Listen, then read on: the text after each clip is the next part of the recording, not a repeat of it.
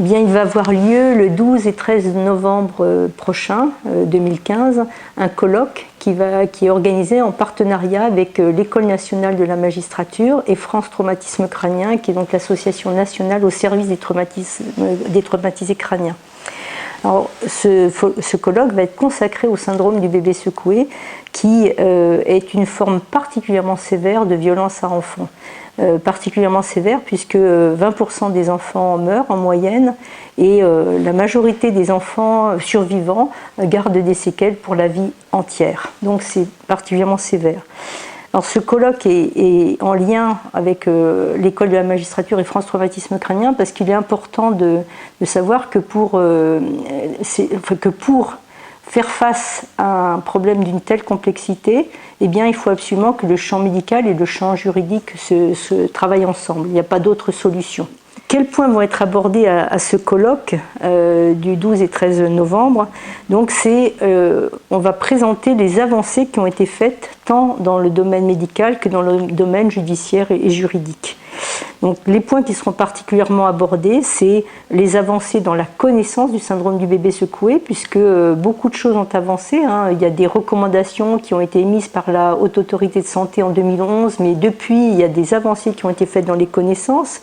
Seront particulièrement abordées les avancées dans le diagnostic. Comment répondre à la question « ce bébé qui est devant moi, vivant ou mort, a-t-il été secoué ?»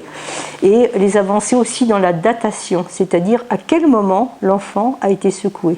Parce que si on arrive à préciser à quel moment l'enfant a été secoué, eh bien ça peut aider, ça peut permettre plutôt à la justice de savoir qui a secoué l'enfant.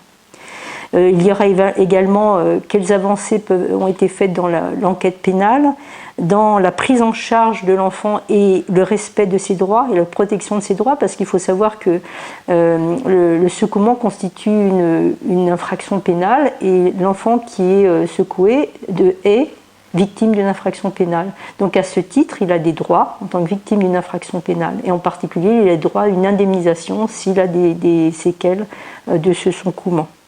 Et on finira par quelle amélioration, que mettre en place pour améliorer la prise en charge de l'enfant.